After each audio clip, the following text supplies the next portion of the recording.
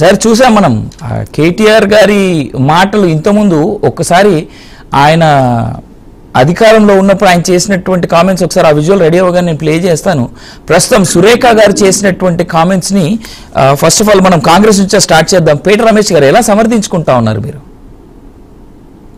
Hello, నమస్తే అండి. నమస్తే అండి, రమేష్ గారు మాట్లాడండి. చెప్పండి సార్. కొండా సురేఖ గారు చేసిన కామెంట్స్ ని కాంగ్రెస్ పార్టీ ఏ విధంగా సమర్థించుకుంటుంది?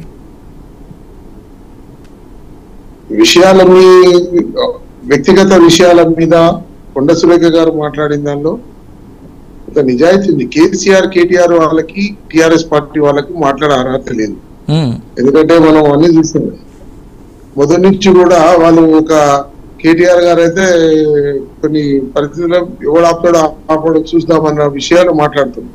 ఇప్పుడు కొన్ని విషయాలు ఎట్లుంటే ఈ రోజు కేసీఆర్ మాట్లాడినా కేటీఆర్ మాట్లాడినా వారు అయ్యప్ప సొసైటీ కానీ ఇంకా కొన్ని కానీ కొనుగొట్టే విషయం లోపల వాళ్ళు ఎలాంటి మాటలు మాట్లాడారో అది మన అందరి విషయం.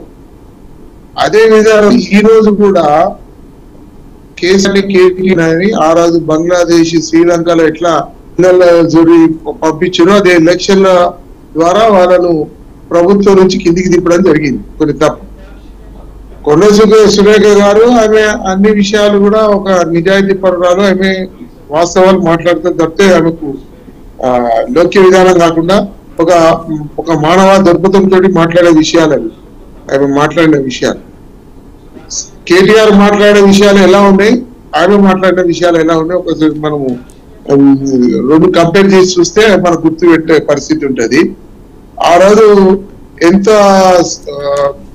ప్రజల మీద ఎలాంటి ఏంటంటే సామాన్య మానవులు సామాన్య జీవితాలు ఈ రోజు చాలా ప్రభుత్వం అంటే ప్రజలంటే ప్రభుత్వం ఎవరైనప్పటికీ కూడా ఒక పని చేయాలంటే ఒక ప్రణాళికబద్ధకంగా వాళ్ళకు ఒక విలువనిచ్చి ఆ ప్రణాళిక విలువనిచ్చి పేదలకు అన్యాయం జరగకుండా పేదలకు మంచి జరగాలనే సదుద్దేశంతో ఈరోజు మా రేవంత్ రెడ్డి గారు కూడా మాట్లాడారు. ఈ రోజు అన్ని గారు సమకూరుస్తాం వాళ్ళకి కూడా సదుపాయాలు. కానీ ఒక మంచి కార్యక్రమం చేసే ముందు ఒక ఓర్పుతోటి పనిచేస్తే ఇలా ఈ రోజు బ్రహ్మాండంగా ఉంటాయి. అయినప్పటికీ కూడా ఒక ప్రణాళిక బద్ధకంగా చేస్తాననే మాట కూడా ఇవ్వడం జరిగింది. ఎందుకంటే ఇక్కడ జరిగే విషయాలు ప్రజలను కాపాడేది ప్రభుత్వము పక్కాగా ఈ ప్రజలకు ఇలాంటి నష్టం జరగకుండా ఆదుకునే పరిస్థితులలో ఒక మంచి కార్యక్రమాన్ని చేయబోయే అని ఒక మార్గదర్శకంగా ప్రజలు కూడా వాళ్ళ ఉండి సహకరిస్తారు. అది ఈ రోజు జరుగుతున్న కాంగ్రెస్ పార్టీకి జరుగుతున్న తీరు అది. కానీ కొంతమందికి కష్టం నష్టం జరిగిన దాని మీద రెక్టిఫై చేసుకునే పరిస్థితి లేదు. కేసీఆర్ వాళ్ళు ఎన్నడూ కూడా రెక్టిఫై చేసే పరిస్థితి లేదు. ఇప్పుడు రేవంత్ రెడ్డి గారు ఒక మంచి కార్యక్రమాన్ని ముందు పెట్టుకున్నారు. ఈ హైదరాబాద్ ను ఒక మంచి నగరంగా తీర్చిదిద్దాలి. కానీ దిద్దుతూ కూడా ప్రజలను కాపాడి చేయాలనేదే అందరి సంకల్పం. ప్రజలకు ఎలాంటి నష్టం వాటిల్లకుండా ప్రజలకు ఏం కష్టం జరగకుండా సామాన్య జీవితాలను కాపాడుకుంటూ వాళ్ళ కుటుంబాలను కాపాడి ఒక మార్గదర్శకంగా ఒక మంచి తోవ వారికి కూడా ఎలాంటి ఇబ్బంది కలగకుండా చేయడం అనేది ఆయన కూడా రేవంత్ రెడ్డి గారు ఈ రోజు నిర్ణయం తీసుకున్నారు. దాని మీద అందరూ హర్షిస్తా ఉన్నారు. ఇంకో విషయం ఏంటంటే మాటలు మాట్లాడడం కాదండి, కార్యరూపకంగా చేయడం అనేది చాలా ఇంపార్టెంట్. వీళ్ళు రైతు బంధు పథకం విషయం తీసుకున్నారు, ఎలాంటి నిర్ణయాలు తీసుకున్నారు అది మీరు చూస్తున్నారు. అదే విధానంలో ఒకట మన ఈ పాస్బుక్లు రిలీజ్ చేయడం,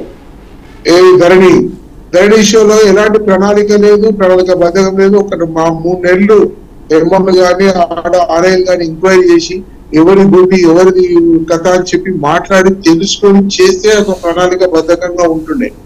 ఆ తప్పు మళ్ళా ఈ కూలగొట్టే విషయంలో కూడా వాళ్ళే చర్య తీసుకున్నారు.